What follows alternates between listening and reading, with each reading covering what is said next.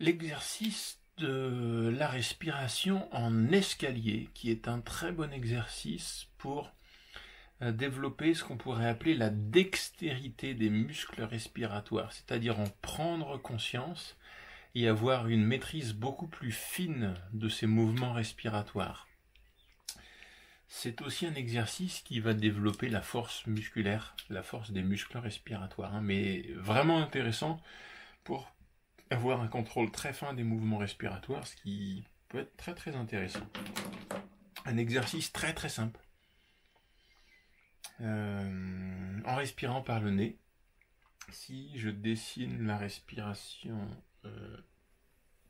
normale, voilà, il n'y a pas de pause, ça se fait d'un trait, l'inspiration et l'expiration. Ce que vous allez essayer de faire, c'est progressivement de faire une, puis 2, puis 3, pause, etc. À chaque trait horizontal, c'est un palier où on s'arrête. Donc, si je vous le fais, dans une inspiration, je vais faire une pause. La suivante, je vais en faire 2. Et petit à petit, je vais en faire de plus en plus jusqu'à ce que j'arrive au maximum. D'accord ? Petit à petit, je vais faire de plus en plus de pauses sur une inspiration. Ok ? Et quand on est très bon, on peut arriver à plus d'une centaine. Quand on s'y entraîne beaucoup. Et donc là, ça nous fait un escalier. Et on peut aussi faire la même chose à l'expiration. C'est-à-dire que j'inspire en une fois et à l'expiration, je vais faire plein de petites pauses. D'accord ? Plus ou moins progressivement. Et si on mélange les deux,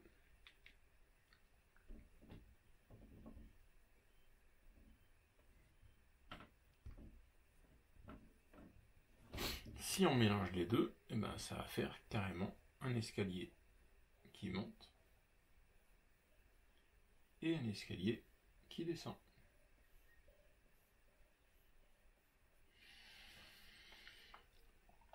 L'expiration est surtout difficile à la fin et on se rend bien compte à cet endroit-là que ce sont les abdominaux qui fonctionnent pour vraiment vider. Alors là, je le fais par la bouche, mais pour vraiment vider, on sent bien qu'il faut contracter très fort les abdominaux. Quelques petits... les secrets pour arriver à faire de plus en plus de pauses. Déjà, avant d'inspirer, prendre le temps de vider. Quelque chose qu'on oublie souvent.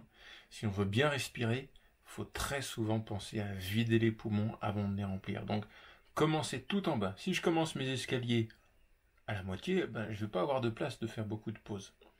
Donc, vraiment vider avant d'inspirer. Et la deuxième chose, c'est d'être capable de faire des pauses très petites, toutes fines.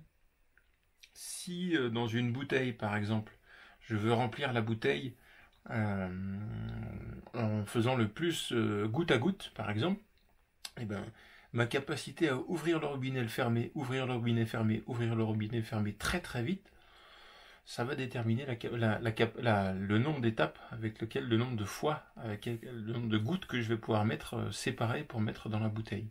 La respiration, c'est pareil. Si j'arrive à faire des pauses toutes petites, des inspirations toutes fines, je vais pouvoir en caser beaucoup le long de l'inspiration. D'accord ? Ce sont les deux aspects. Pensez à bien vider et réussir à faire des pauses toutes petites, très fines. Et je vous invite à voir la vidéo sur Ujjayi, la pratique de Ujjayi qui permet d'aider à faire ça. D'accord ? C'est un contrôle au niveau de la gorge où on peut faire